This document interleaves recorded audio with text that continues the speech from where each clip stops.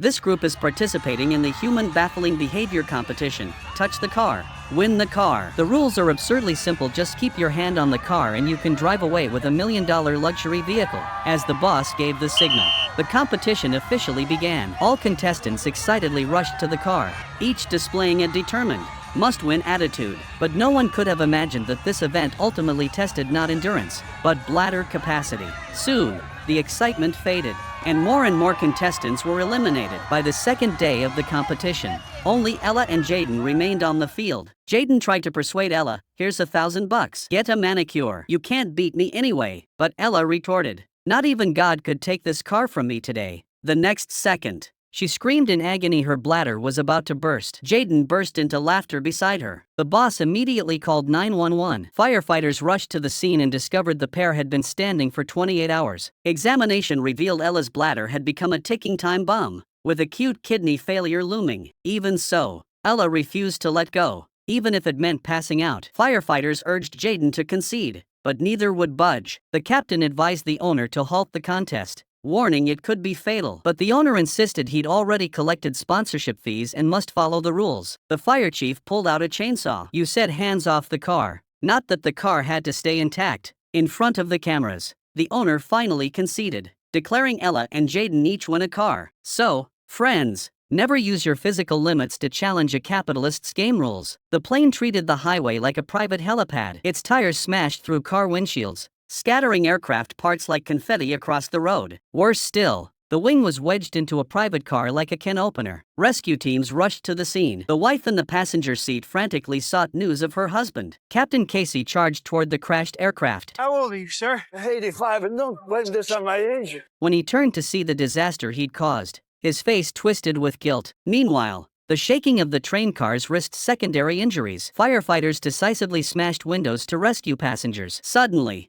screams erupted from nearby homes. The captain burst into a residence, his eyes widening in horror. A man had been hurled through a window like a human cannonball, hanging outside like a clothesline. He still had a pulse. Crew members carried him into a room, but when the medic pulled back his shirt, everyone gasped in horror. The man's abdomen was severely injured, his internal organs exposed to view. Paramedics determined shrapnel from flying glass had pierced his abdomen. After emergency bandaging, the team loaded the injured man onto the ambulance. Mia screamed for help. Firefighters rushed to the scene where 5 children lay unconscious in a cloud of white mist. Crews quickly assessed the situation. Moments earlier, Mia had gathered her younger brother Noah and friends for a pool party. On a whim, she poured liquid nitrogen into the pool for fun. As the entire bucket emptied, white mist instantly transformed the party into an oxygen-deprived hell. Fire Chief Ben swiftly launched the rescue. Noah, the second to regain consciousness. "Never letting you talk me into anything ever again." Soon all 5 children regained awareness. Just then,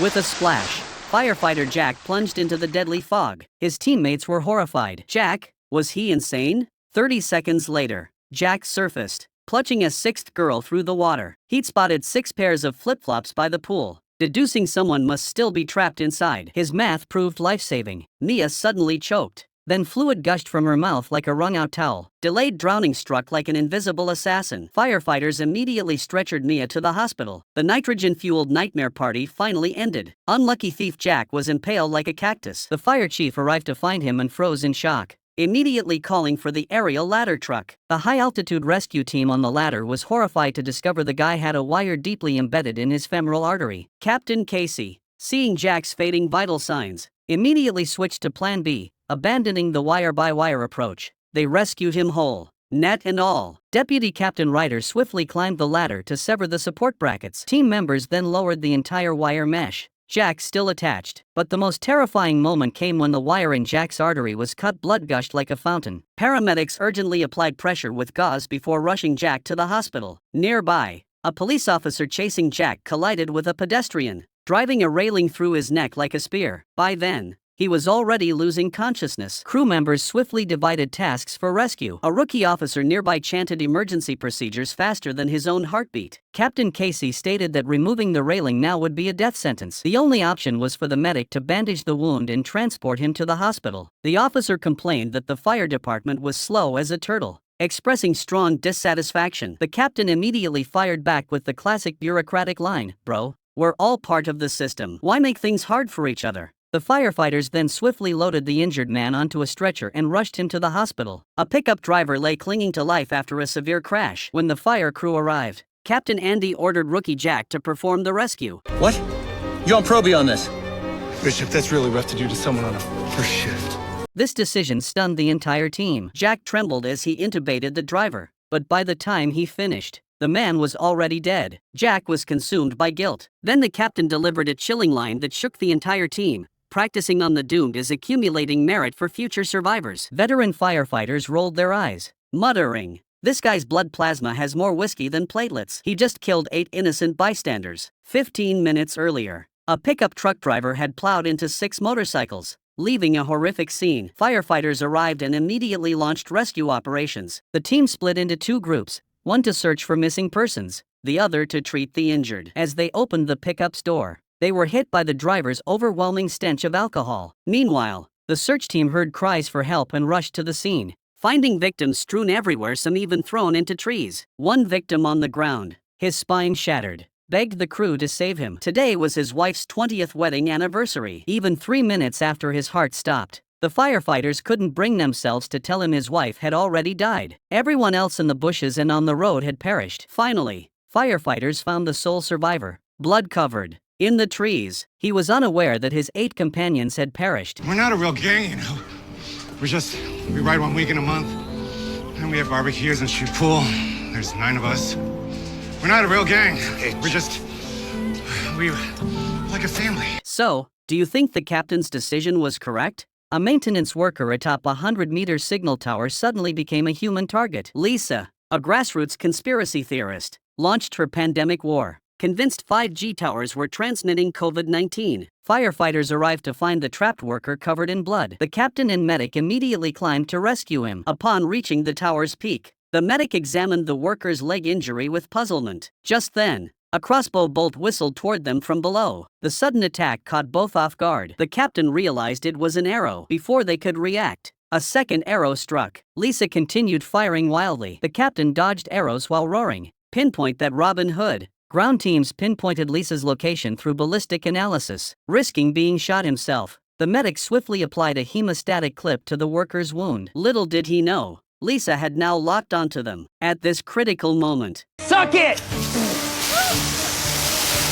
several team members burst through the door and quickly subdued Lisa. She shouted, "I'm saving all of humanity. It seems stupidity is deadlier than the virus." The bowling alley reported someone trapped inside the bowling pin setter. Firefighters arrived and immediately began rescue efforts. The victim remained conscious but complained of severe arm pain. Another team entered the bowling alley's maintenance area to find his arm wedged in the pin setter like a claw machine toy. As the victim began sweating profusely and showing signs of shock, the deputy captain grabbed an angle grinder. The victim's scream as the steel shaft was cut was louder than the cheers for a perfect strike. The steel shaft was severed swiftly. Upon the deputy's command, the team pulled the victim free and rushed him to the hospital. But just then,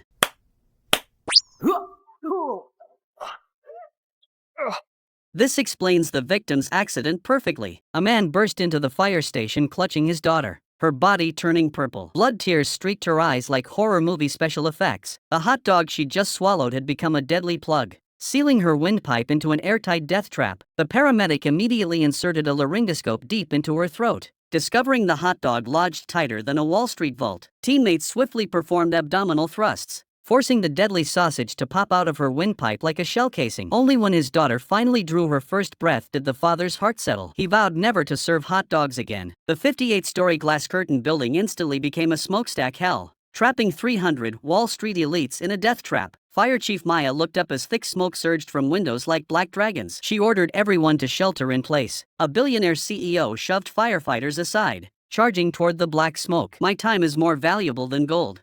Newly hired safety officer Lisa stepped forward, angrily rebuking her direct superior. "These firefighters are trying to save your life. You'd suffocate before getting down 5 flights. Her courageous act earned the admiration of the team. On the rooftop, crews urgently deployed massive smoke extraction fans. As soon as the danger subsided, Captain Maya ordered an orderly evacuation. Then disaster struck. Flames licked up the glass facade to their level. An explosion shattered the glass curtain wall, sending the crowd surging toward the stairwell like frightened wild horses. No one could hear Maya's shouts. The team split into two groups for rescue operations. Maya focused on fire suppression while Victoria managed the safe evacuation of the crowd. Victoria then spotted veteran Montgomery lying in a pool of blood. Travis, open your eyes, can you hear me? It turned out Montgomery had been struck in the chest by shards during the explosion. His partner Bishop quickly dragged him towards safety, only to discover the barely conscious Lisa midway. Amid the chaos, Lisa still tried to maintain order, but the crowd had long since spiraled out of control. Trampled by the stampede, she suffered multiple fractures and a pneumothorax. On one side lay veteran Montgomery with glass piercing his chest. On the other, Lisa with ribs crushed into her lungs. Bishop faced an agonizing choice. Finally, Montgomery made the decision. He instructed his teammates to save the younger person first. Bishop ultimately carried Lisa out. Her mother, waiting below, embraced the firefighter in anguish. Yet fate proved cruel. Lisa succumbed to her injuries despite medical efforts. Upon hearing the news, Bishop was overcome with grief and rage. Then came another report. Montgomery, her teammate, had finally been rescued but was near brain death after losing 2,300 milliliters of blood. Victoria, the female firefighter who arrived on the scene, her eyes blazing with fury, angrily accused him of leaving his teammates to die like stray dogs in the darkness. Yet Montgomery's defense now rang hollow. Miraculously, he survived. All accusations dissolved into trembling embraces with his comrades. Before death, CEOs and interns are equally insignificant. True hierarchy only reveals itself when sacrifice is demanded.